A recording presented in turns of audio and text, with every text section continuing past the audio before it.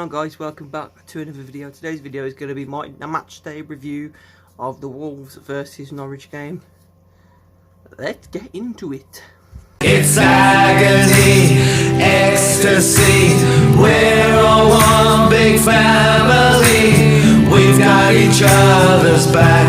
We're the Wolfpack, we're the Wolfpack.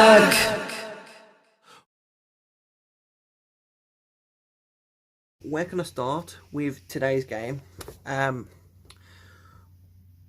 into the game, expecting quite a tough game.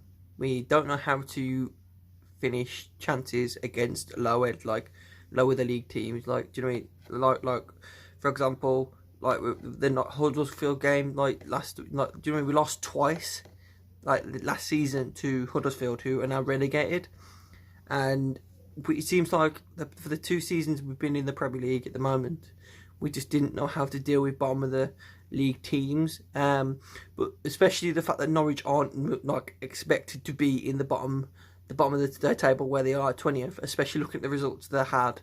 They'll be very, very tough by, especially the one against Liverpool, where it could have been 50-50, it could have gone anyway, but Norwich were the favourite, and also not the favourites, but throughout the game they were topped to get the goal, because that game was like whoever scores the goal wins the game pretty much, and it just didn't go their way, with the Mane touch and goal. Good goal, can't take it away from Mane, but Norwich just didn't seem to have the decisions going their way when it comes to certain results they've had in the past, but neither have we really. But the thing is, with the difference we've had with the chances are, like, for example, we were second, except for Sheffield United.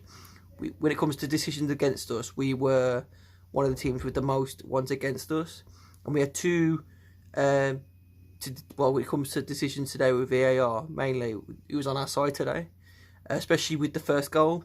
Now, obviously, it wasn't handball, but luckily it wasn't handball when it comes to Jota's goal. How it was crossed in, and then obviously Doherty touched it down. It looked like it.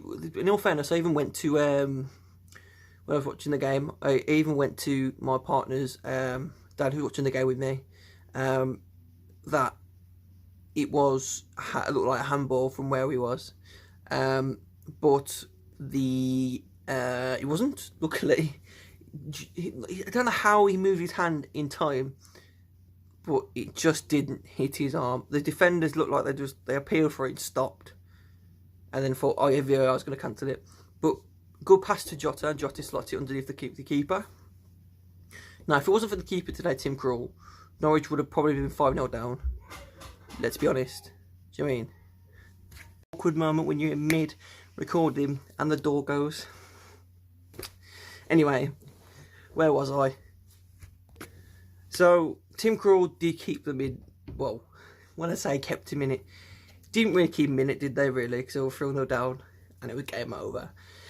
But he would have been, say, 5-0. Yeah, I'm going 5-0 because of the fact is the chances we had, he was saving, they were quite good chances as well.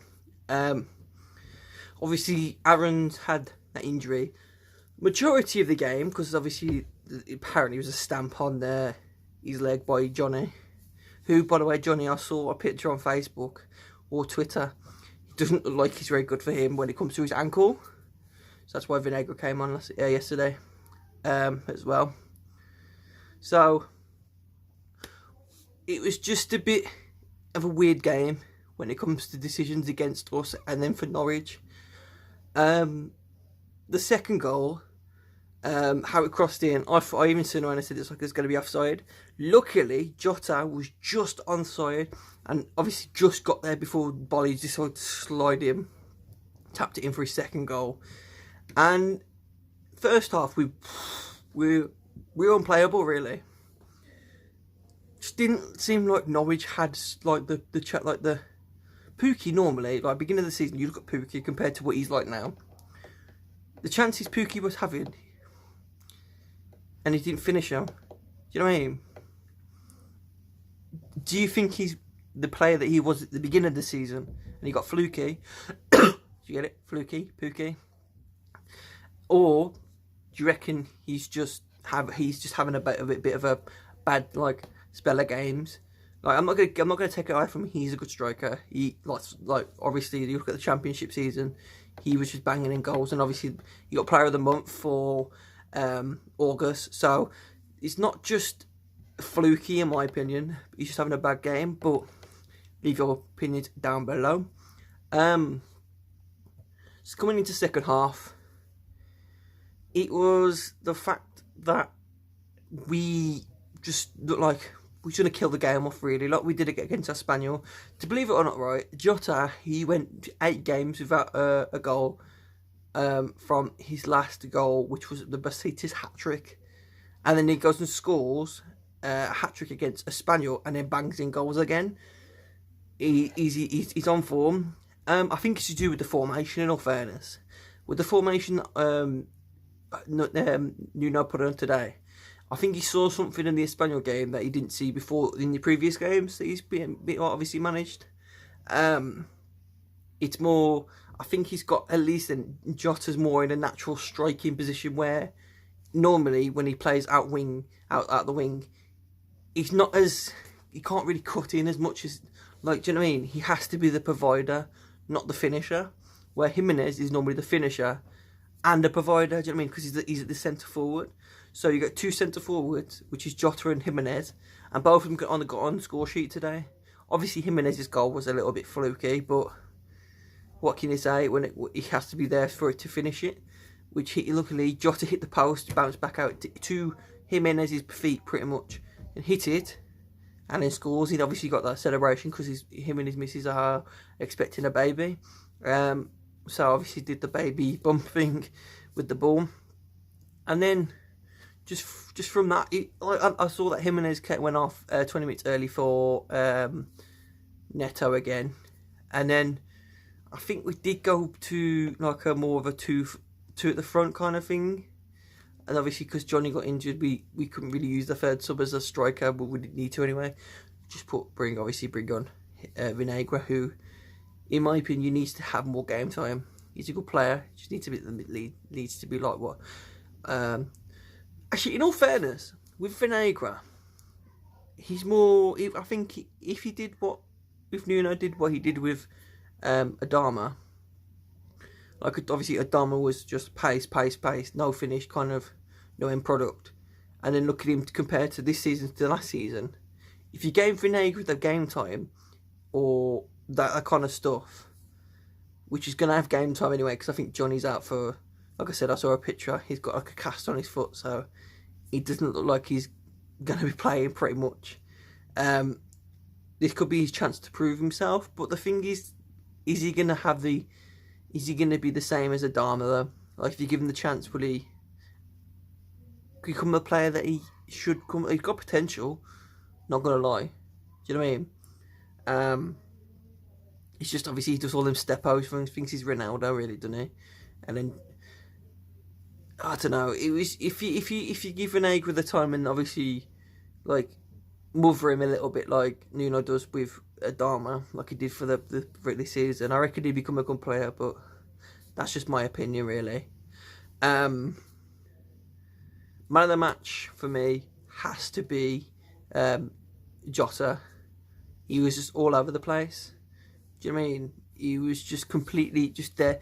He was just there, everywhere, and he seems to have his confidence back. Like obviously, it's a bit strange not seeing Adama in the thing. When he did come on, actually that's a thing as well. When Adama came on, it's not his position really as a centre forward. It's more of a winger, isn't it?